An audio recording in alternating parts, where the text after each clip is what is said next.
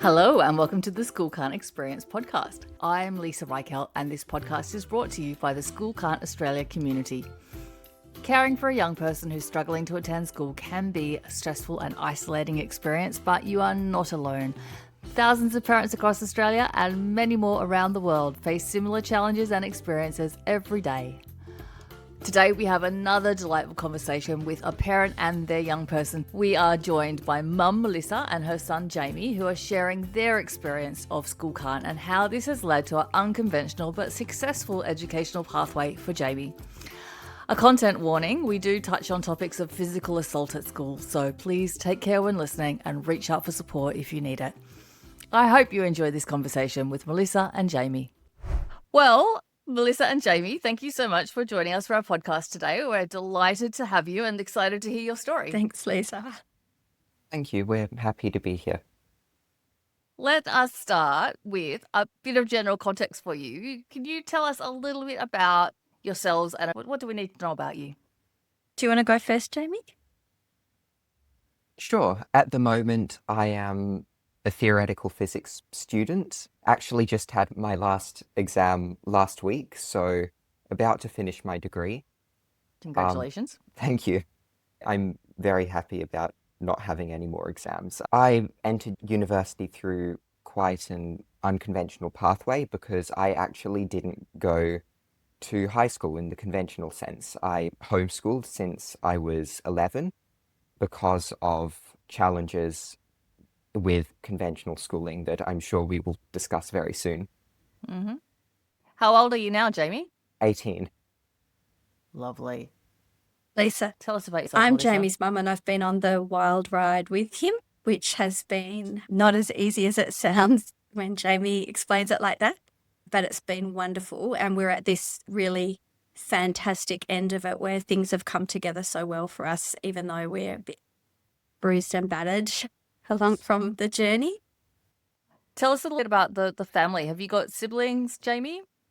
So I have a younger sister called Lily, who's in the next door room now as we speak. And what about you, Melisa? Are you a working Yeah, mum? well, there was a lot of time where I didn't work. I'm a nurse, a paediatric nurse, a child health nurse and a midwife, and was working in education for a long time. I was only able to do little bits and pieces, but in an academic setting, I could just go in and do small amounts of work over this period of time where we struggle with school. All right. Well, let's tell this story. Where do you think it starts? I might ask you, Melisa, where do you think the story starts? Well, Jamie, right from the outset, was uncomfortable about leaving me when I was pregnant with my daughter, and I tried this little daycare around the corner. He was just not interested, did not want to separate. And then starting school, it was just the same. He took a lot of reassurance every day. He was just not comfortable with it. And people would tell me he'll eventually just love it, give him some time. We had some limited amounts of success along the way with a lot of structure around it, but it never really clicked. We'd have moments of an amazing teacher or a friendship that was supporting him, but it was always really tricky. It didn't really escalate until he was around year 4, where it was very, very difficult getting Jamie to school with so much structure around, and it just kept getting worse from there. When you say that, it was possible with structure around it, what do you mean by structure? Well, I mean, it would take us hours to get ready in the morning. There was lots of games and lightheartedness, even just with kindy. It would be when you finish, we'll go and see the car wash and those kinds of things. And I was on eggshells outside the whole time, hoping that he'd had a good time and that then we could see the car wash. The car wash was the treat. Car wash was the treat. That's so cute. What's your memory of those early days, Jamie? Well, I completely concur with everything Mum just said. I would like to add, actually, for some context, that although we do know now that I was autistic, we did not know that at the time because I didn't get my diagnosis until I was 12, which I think is important context for a lot of those early struggles. I did find the world to be much more of an overwhelming place than would be considered normal, I guess, for someone of that age. My earliest memories of going to kindy were just, I remember the first time I went, I didn't really understand what was going on. And I was sort of like, okay, there's all of these people. I'm not entirely sure who they are, but that's okay. I can try and find out. Then everything sort of went downhill very fast when Mum left. And I realized that Mum wouldn't be there with me. And that didn't really get easier with time. So we had psychologists involved right from when he was 3 or 4. I think he must have been a very difficult picture to diagnose because although autism was raised as a possibility from the outset, we were just told no, he wouldn't meet criteria. He and I were very close, and I think that confused a diagnosis for a long time. I think it also perpetuated this kind of understanding that I might be part of the problem, that it might have been my difficulty with letting go of Jamie. So I think that we were sort of misdiagnosed. That theory that it was possibly your fault for not letting go well enough. What psychologists were saying to you? Psychologists, teachers, stories that you hear often. It's because he's worried about you during the day and your mental state. And just remember saying to so many people, I don't actually think I'm anxious, but the whole world is telling me it's probably my anxiety that's causing Jamie's difficulties. And so it was very hard for me to kind of understand what was going on. I'd like to add as well, it's one of the things that does upset me is it seems like I often hear of parents or particularly mothers being blamed, and I have very little patience with those people. It's really quite a horrible part of human psychology to want to do that. I don't think you'll have many people listening, Jamie, who will disagree with you on that. Thanks for your support. It must have been a pretty torrid time, Melissa, was it, as you were trying to work out what was going on and how best to support Jamie? Yeah, I've heard people say before, Leisa, these big voices from the school and psychology. I was doing my best. I've got a level of education myself around child development. I was doing my absolute best to fit this model and make these things fit, and they just were not fitting. So it took me a long time to get the confidence to just say, I'm not listening anymore, that I think I know better. What was your experience like at school, Melissa? Did you thrive at school? No, but I had a difficult family background, so I didn't speak up. I just got on with things. All right, so we managed as best we could until year 4. You said things really escalated in year 4. Tell me about that. What happened then? My memory is up till year 4, the things that I struggled with were not nice to go through, but on the whole, I still felt I was reasonably safe in that environment, as in I was bullied in the sense that other kids would say unkind things to me, but that's sort of where it stopped. I think that really started to change around year 4. I would actually say more year 5 that started to change as some of those other kids grew older. You want to talk us through a little bit about how that changed? I guess just more things started happening that would go beyond just saying unkind things, but actually turn into violent actions. I remember during that time around year 4 or 5, I would beg every morning to not go to school because I don't think there are many living creatures that would willingly walk into an environment. Yeah, I would actually argue towards the end I was physically unsafe. How did the school respond to this? I presume that you were talking with teachers about what was going on? Yeah, so socially, there had been difficulties all the way through primary school. There'd be these flare-ups or these difficulties with a particular child, and we'd pull the parents in, and I was led to understand that these were loving, lovely parents and that maybe Jamie was provoking these situations or in the wrong place at the wrong time. We'd set up spaces in the library where he could go, and we're sort of constructing ways of Jamie finding safer spots. But in the school that he was in, going from year 4 into year 5, it's a middle school model. So they're moving out of their classroom more and there's less supervision. And I think that's probably why some of these things escalated then. What you're saying, I think, is that ultimately the school didn't do anything effectively. No, it was almost like Jamie was provoking these situations and I was creating these, I was overreactive to these situations that Jamie was reporting to me. I would like to point out, though, that there, at least from my memory, there were some people at the school who genuinely did care and genuinely did try to help. The problem is that there were a lot more people who I don't think did. Yeah, it was quite dismissive. The school, I guess they were doing their best, but it was a bigger problem than maybe they realised. We had a change of head of that middle school and he was new and didn't understand. He actually said to us that there was a culture of bullying around Jamie that he was unable to change. And so that, and plus a few other things intellectually, Jamie was asking to access different kind of content and he was restricted often because he wouldn't complete the reading or he wasn't there on that day or he wasn't allowed to get a pen license because his writing was messy with a pencil and those kinds of things that just made sensory things for Jamie that just made everything about being at school much more hard for him. So it was those two things coming together that made me brave enough to realise that nothing was working in that environment. Yeah. Tell me more about the learning side of things, Jamie, in terms of school as a learning experience for you in those years. What was that like? I did want to comment on that, actually. A lot of people these days sort of ask me, did you leave school because it was too easy for you, because you just did everything and went so far ahead?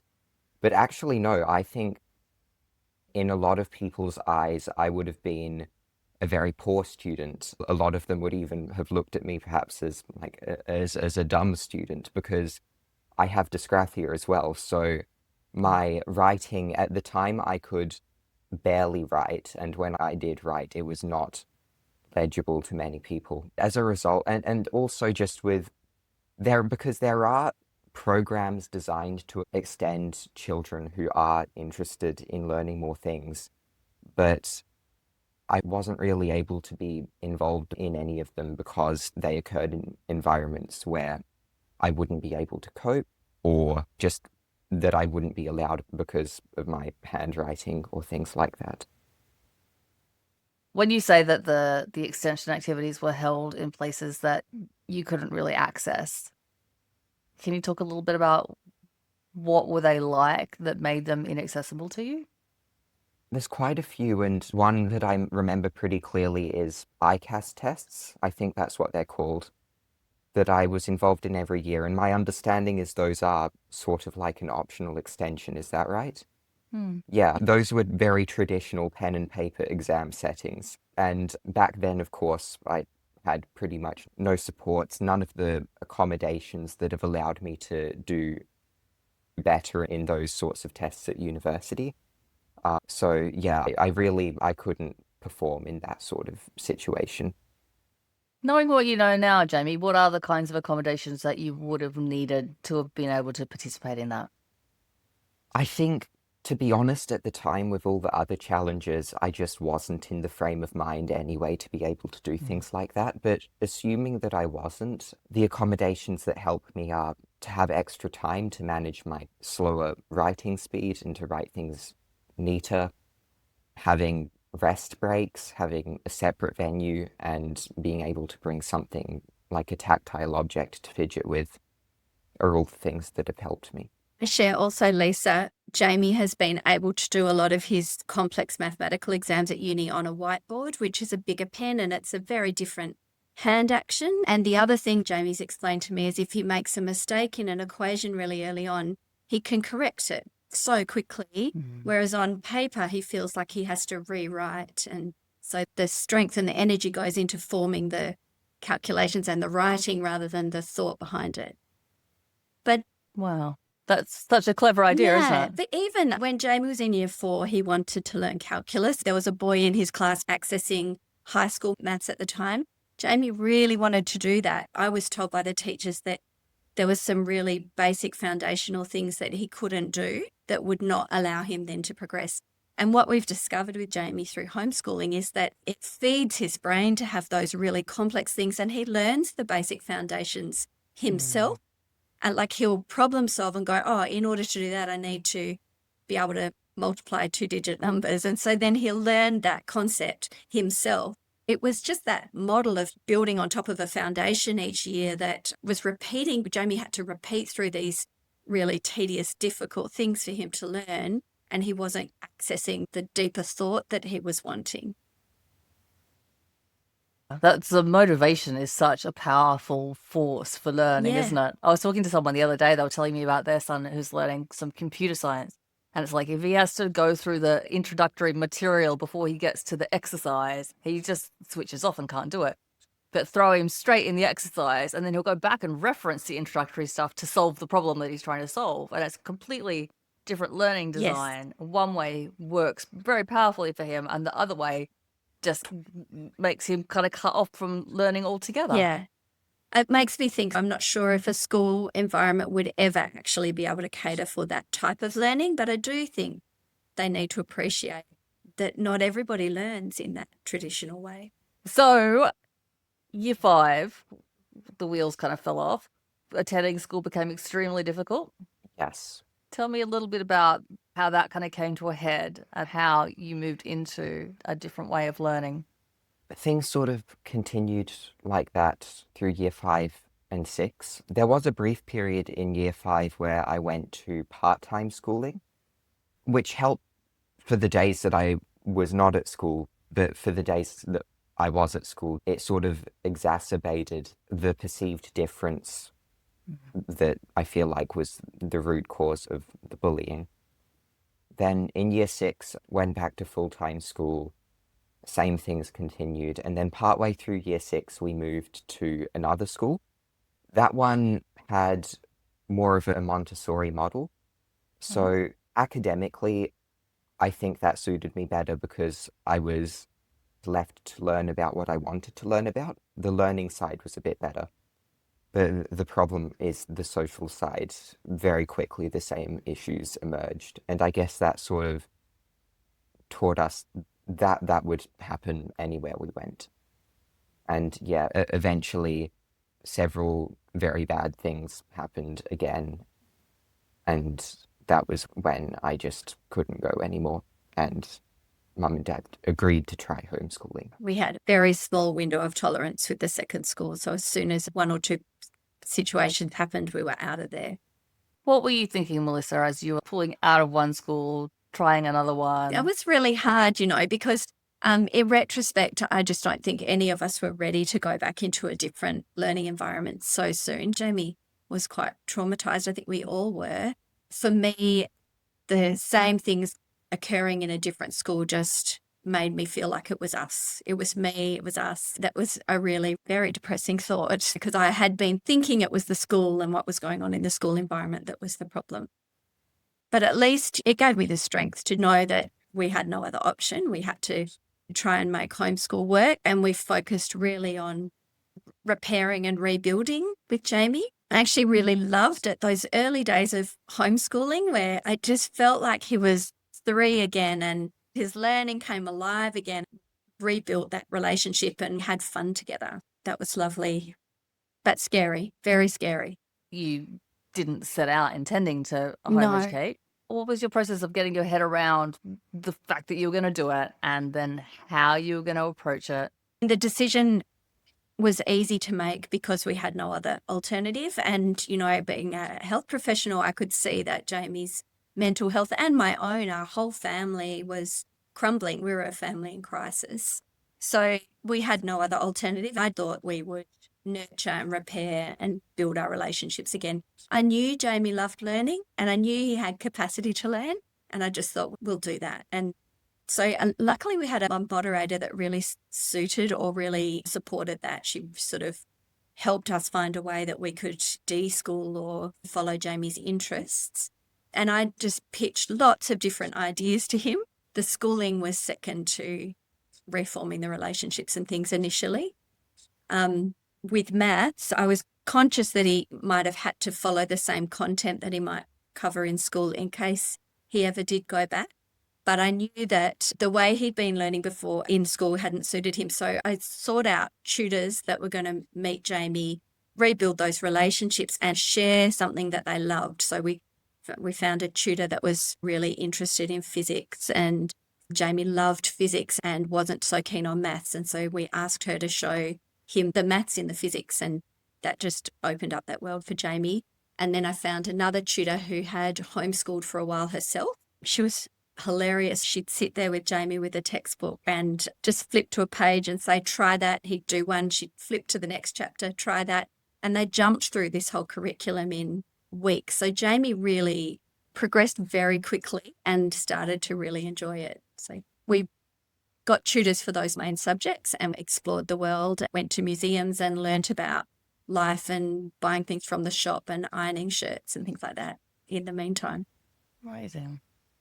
Did it take much time from when you finished at school to be able to engage with learning, or was it a pretty quick process? No, it took a while. It took a long time. Yeah. Yeah. I think those tutors, that was what I insisted on as a bit of a background framework. So we had an English, maths and a science tutor.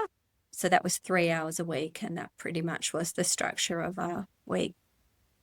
I do want to explain as well, though, that that wasn't just how I learned. One of the reasons that homeschooling works very well for me is that I love reading. So I would say most of my learning was done through just reading books, and that's something I've always genuinely enjoyed.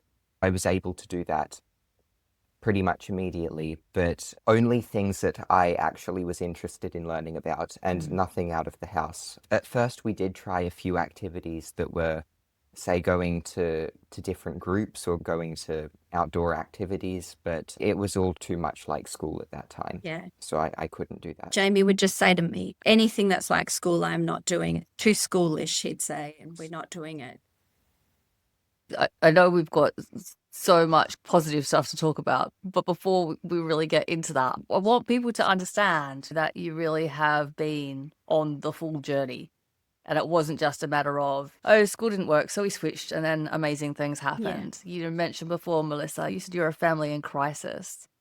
Can you tell us a little bit about what life was like then? Yeah, I think everybody's fear and anxiety is quite high around this, and we could see, I might get emotional, Lisa, we could see the pain Jamie was in.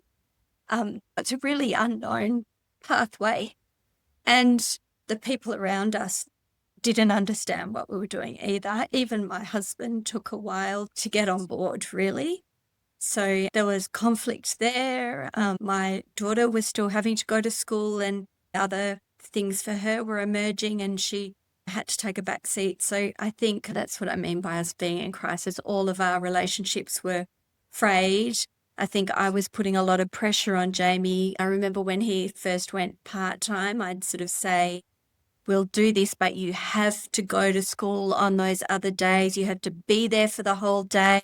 You have to not complain. And the pressure on him to have had to do that, I feel terrible about that now.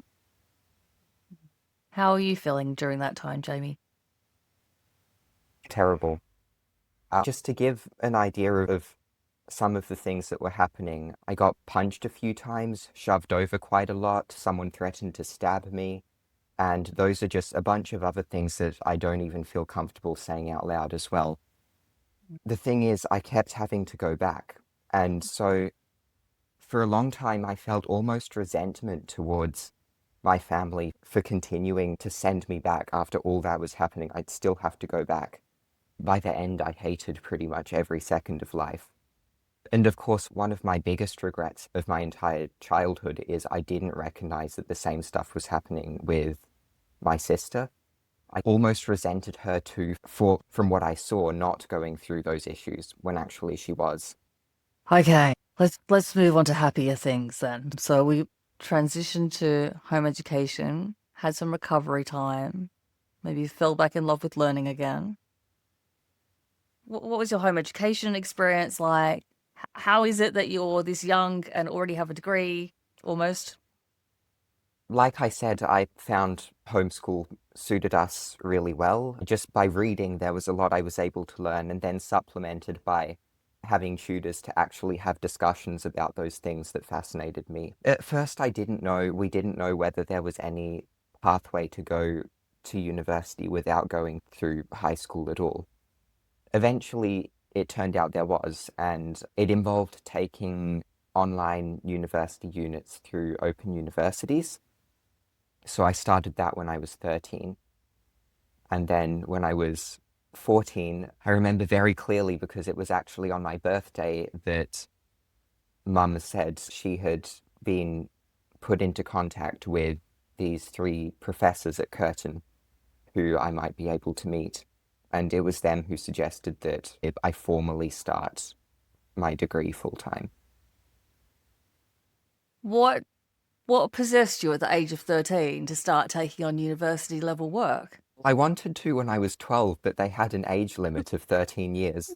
It's one of the great curses of being young is age limits. It's such pain. Happens at the other end as well, sadly. So enjoy this middle time. I shall. Yeah, I guess I just, at that point, felt ready to move forward. I mean, I was very lucky to know exactly what I wanted to do very early. And I got to the stage where I wanted to move forward beyond just learning these things from books. I guess there's not a lot of theoretical physics in the high school curriculum, is there? No, I certainly have very strong views about the physics and maths curriculums. The physics that most kids learn in high school, and sadly is the only physics that many people ever learn, is physics that's hundreds of years old. All of the things that really make me want to do physics, like the questions about how the universe begun and the equations that describe its evolution and quantum mechanics, most people never learn that. That's not really in the curriculum. No, we're too busy memorizing Newton's laws, aren't we? Yes, exactly. And for maths, I would say the situation is even worse. A lot of the maths that's taught in school, the only maths I was taught in school is arithmetic. And maths is so much more than arithmetic. There's different types of infinities, fractals, all of those fascinating things that, again, most people will never know. So, Melissa, how did you come into contact with these amazing people at Curtin University? I was lucky to go to a few talks by Teresa Kidd, and we were seeing Teresa Kidd, and she had been involved in setting up the Autism Academy at Curtin. She knew that mentoring had been positive for somebody else that she worked with, and she put us in contact with this young person as a potential mentor who'd been at Curtin. And then she actually wrote to Telly Tan, who is the Curtin representative from the Autism Academy, and he was the one that organised this meeting with 2 professors, one from engineering and one from physics. When we were all in the room, Jamie just had eyes for this physics professor. So they straight away started talking. It was really clear that Jamie wasn't interested in coding or engineering. It was just all physics. I had been reading Stephen Hawking's books a lot, and to learn that this physics professor had actually met Stephen Hawking in person was, yes, my 14-year-old mind was blown. That's so sweet. So tell me about this university learning experience. How has it been? Obviously, it's hard work. Has it been easier for you than schooling? Tell me a little bit about pros and cons, how it's different. I've loved it. It's been absolutely incredible. I've had supports to help me in exam situations with challenges because of my autism and dysgraphia. Of course, they can only help so much. Exams were still horrible for me, so I'm not sad at all about being done with them. Also, the other thing is students are treated like adults. No one's forcing them to be there. They can leave if they want. For the most part, in physics, everyone genuinely wants to learn and loves the subject. And of course, also, if someone punches you there, they go to prison. So that part was safer as well. Wow. It's kind of mind-blowing, It isn't is. it? Why are some things okay at school that would never be okay in the rest of the world Jamie, ever? at a very young age, was asking me if children could take out a restraining order. And he couldn't understand why, as an 8-year-old child, he couldn't do that. And I understand now that he was really feeling like he needed that kind of protection. I can't get what you just said out of my head. If someone punches me at university, they'll go to prison. You'd gone through all of that at school for such a long time.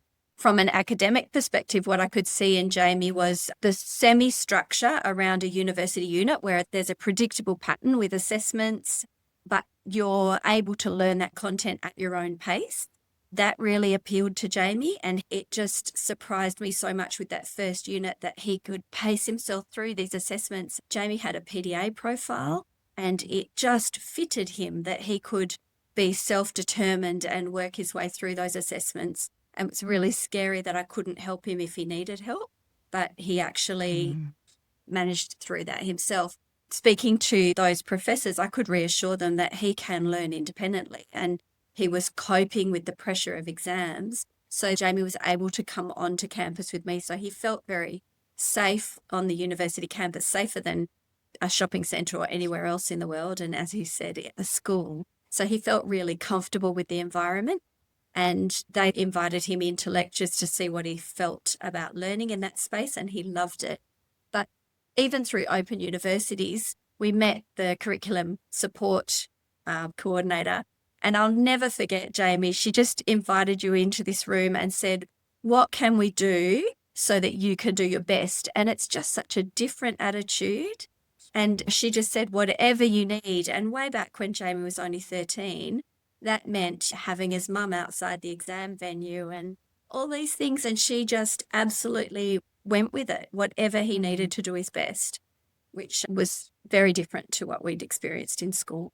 What about the social side of things? I imagine that there's lots of people going, well, you struggled socially all through school and then you're home educated. However, is Jamie going to develop social competencies and social connections in the world? How has that experience been for you over the last few years, Jamie? Well, something that I found during my homeschool days is that I tended to get along with people who were older than me anyway, perhaps because they were a little more mature. So that part made things easier during university, but also just the fact that everyone there loved physics as much as I did made it almost impossible not to get along very well with them. I guess some of it was just luck. I happened to come across some incredibly supportive people, both other students and lecturers. It was hard during my first year because people could see that I was younger, so I did feel very different and very shy. It was really more in second year that I started actually speaking to the other students. But we became friends very quickly. That's so great. So you powered your way through university, and then recently, more excitement. Can you tell us a little bit about your recent news? Well, yeah, a few weeks ago, I found out that I got the Rhodes Scholarship. So next year, wow, I can't believe this. Still, I get moments like this where it seems crazy to say out loud, but I will be going to Oxford for my PhD. Wow. Not bad for a bit of a dumb student in year 5, hey? Yes, I guess so. Not... Yeah. Leadership is a really interesting thing to look at because, school will tell you that you develop leadership through resilience and through sportsmanship and through being a prefect and all these things. And Jamie didn't have any of those opportunities. And it was a big concern applying for something like a Rhodes Scholarship. And yet Jamie's leadership was so strong in a very, very different way. How does Jamie's leadership come through? Do you want to, Jamie? I guess a lot of it is more of a quiet leadership. By entering university through the pathway I did, it essentially forged a new pathway. And since then, several other students who we know directly, and many more that I've heard about indirectly, who've also entered higher education through that pathway. Of course, being younger at university was intimidating, but there have been times recently where I've sought out opportunities to share my journey and advocate for some of those supports that help neurodivergent students in university. So I guess in that sense, I sort of lead by going against my nature, because it's definitely not in my nature to put myself out there like that. I'm still a very introverted person. Why do you do it?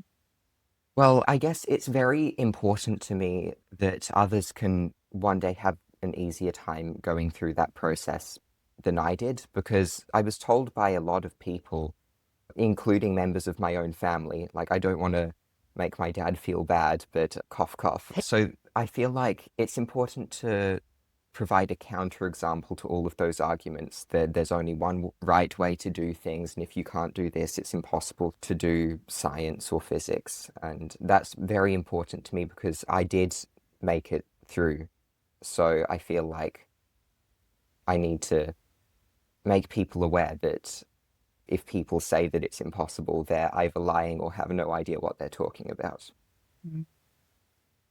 Jamie, just for people who don't know, what is a Rhodes Scholarship? It's a scholarship that will fully fund postgraduate study at Oxford. My understanding is it's one of the oldest, if not the oldest, postgraduate scholarship program in the world. I was incredibly astonished and very honored to get one.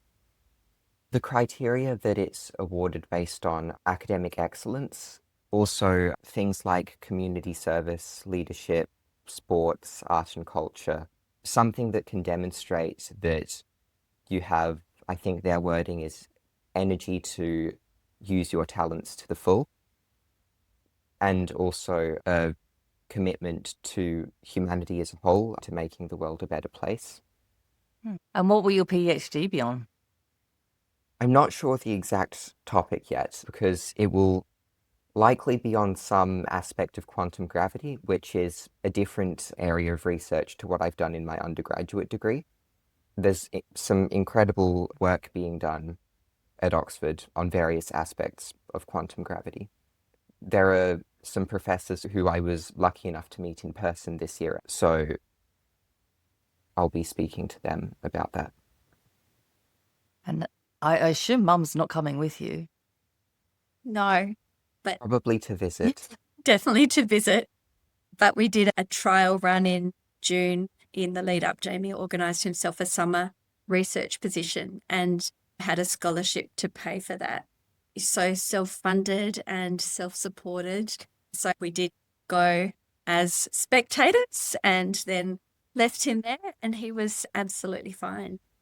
Wow. Really able to live independently and managed to get himself back from Cambridge all the way to Perth and then to Japan to present at a conference. So I have no doubt that Jamie is completely capable and ready for this new challenge. Amazing. You must be so proud, Melissa. Proud, so proud. So pleased that you took that big risk of going on the different pathway. Yeah. Okay, well, we are pretty much out of time. Before I let you go, if you could say anything to parents who are in that dark time, that family in crisis time, that feeling, forced to make a decision that they never thought that they were going to have to make time, what do you want people to know? I think that the most important thing is your relationship with your child and building that connection and looking after both of your needs in that. Because I think that's the thing that gets sacrificed when you're trying to meet everyone else's expectations. And I really wanted to hear that it was going to be okay. And so I listened to any stories I could hear through that School Can't community of people getting there, but I desperately wanted some evidence or some numbers.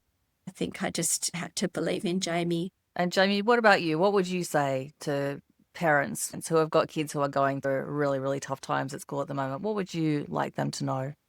Well, I guess what I'd say is it's important to know that there's not just one right pathway. Make no mistake, there are some incredible people who work in the school system, and for some children, it works really well and they thrive. There are some who don't have safe environments at home and it provides a safe haven for them, but everyone's different. And for some kids, especially neurodivergent kids, they do struggle in that environment, and there are other ways too. And I feel like it's important to have a system where everyone can follow the pathway that suits them best. Bravo, indeed. Okay, well, Thank you both so much for sharing your story with us today. I really appreciate it. And I just wish you all the absolute best, Jamie, for your time next year. Well done, Thank you you, two. Lisa. Thanks, School Can't community as well, and the podcast. Here. Thank you. Well, how delightful to meet Melisa and Jamie and to hear their story. I am so happy that they have managed to emerge from their difficult times into a much happier place. If you have found this podcast helpful, I would be so grateful if you could take a moment to subscribe or give us a rating or a review. This really does help us get our podcast in front of more people who have School Can't kids, but who have not yet found our community and all the information we share.